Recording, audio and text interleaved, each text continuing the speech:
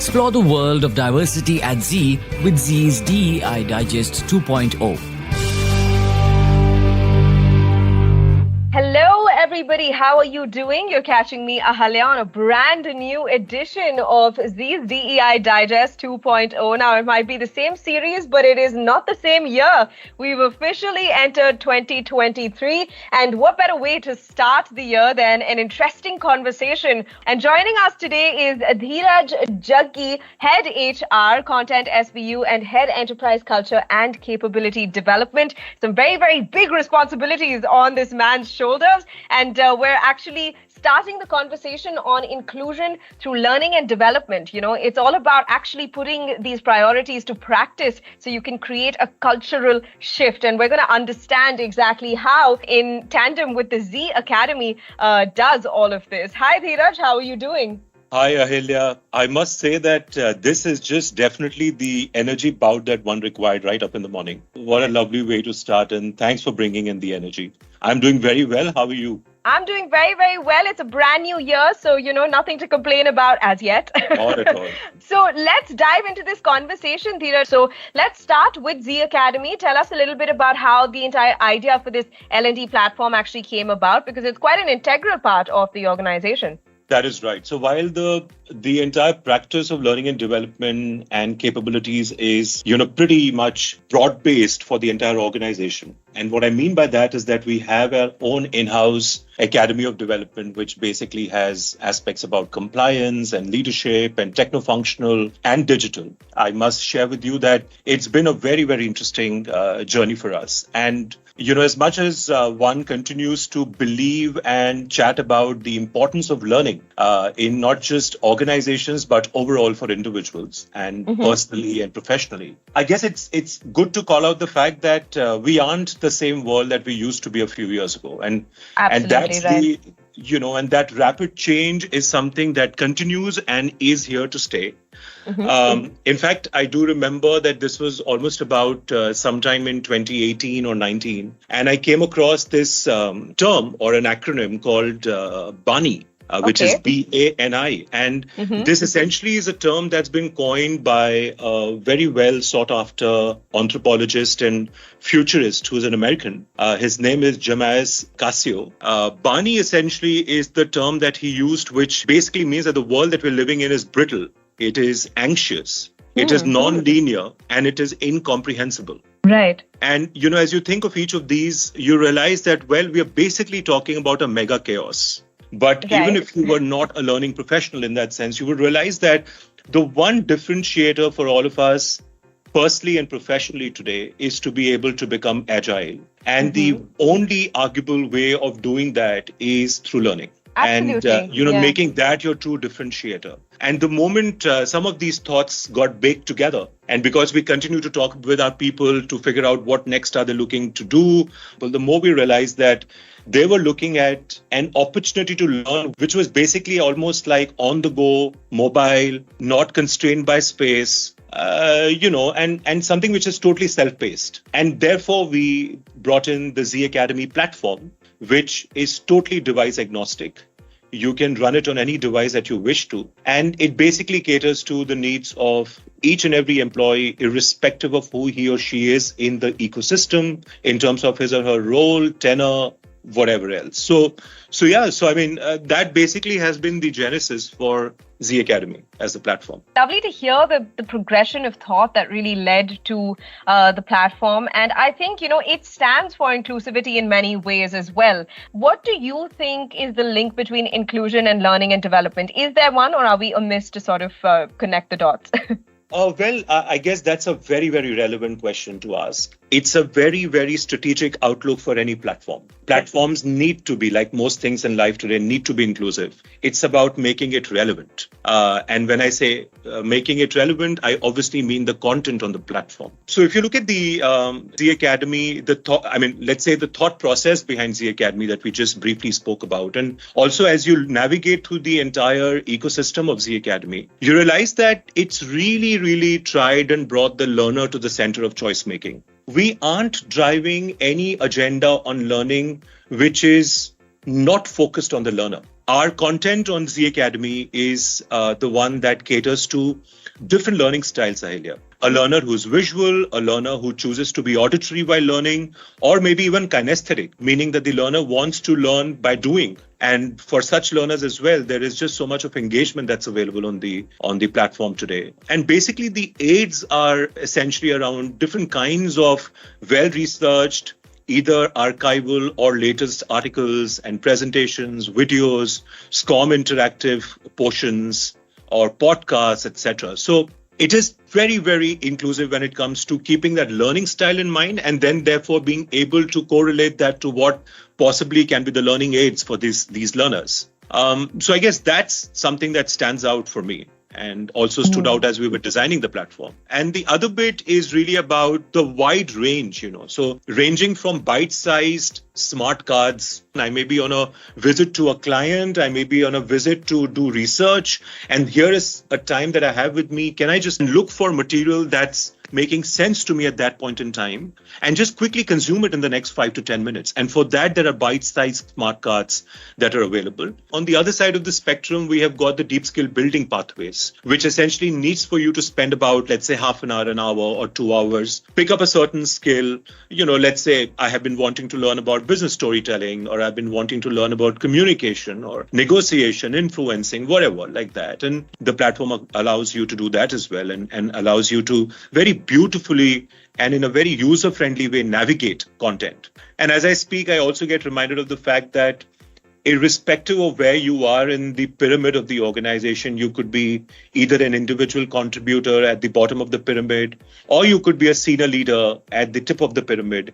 You have content available for you. Arguably, I guess there wouldn't be anyone in the organization today who could get into Z Academy and turn out and say, well, I did not see anything relevant for myself. Right. Because such is the... such as the care that we have taken, such as the research that's gone in. Absolutely. So, I think these are some of the contours that we have kept in mind while designing a very inclusive platform. There's several others, but I'm going to keep it to these three at the moment. Well, thank you so much, Dheeraj, for taking us again through, those nuances. It's really helpful to understand the different sort of priorities and audiences as well, or requirements, right? The needs of the associates that the Academy is actually catering to on a daily basis. And I'm very pleased to hear as well that the podcast can be a part of this entire learning journey. I think I also want to ask you a little bit about an interesting piece of information. I'm not sure if everybody knows this, but the logo for the platform was crowdsourced. Right? Even this very act kind of goes out to suggest that, everybody is included in the process of creating the Academy. So how did that idea come about, and who eventually ended up winning? The reason I'm laughing or smiling is because it's just very nostalgic to go back to moments like those. And I remember those were the days when we had also begun talking about DEI as a special initiative and a focus and a vision coming up right from our CHRO. And at that point in time, when we were talking inclusivity, like I was sharing with you in your earlier question, we wanted to make inclusivity a prime point right at the start of our thinking process. And that, of course, as we know, was the key enabler for this transformation. So we introduced this competition called the Leap of Learning in October 2021 and received some fantastic artistic entries, as you would imagine in a media company. Some really interesting and very quirky artistic entries came in, denoting what Leap of Learning meant for everyone. I think most of the employees participated in this. And therefore, for me and for my team, each of them was a winner, because what we landed up doing was, I think, even more interesting. And again, staying true to the cause of or the idea of inclusivity. We basically brought all the entries together and we used parts from every entry that we had received. So it was almost like putting a jigsaw together, and the final jigsaw then came about as the logo of Z Academy. So there wasn't like just one idea that we took. We brought in inclusivity by bringing in many ideas that were pitched, bringing them together, making or doing some sense and meaning making of it, and then the crafting of the logo happened. So what you see today is basically an amalgamation of many ideas coming together. Right. Okay. That's again a very, very lovely thought process. I love that every little bit of ZEE Academy is sort of inclusive if you look at it from any angle. Really nice. And what are the next plans? We're in the new year. So what is 2023 going to bring along for the platform? So, we are very happy about where we have reached, Ahalya. And like I mentioned earlier, that this has been a true transformation journey where we wanted to have our employees as well co-opt. And let me share that they truly have co-opted. Where we are today, we have won about 11 global awards for ZEE Academy as a platform and what it has to offer. And these are from some of the best coveted global awarding bodies. Like I said earlier, we have got a fair bunch of programs that are there today.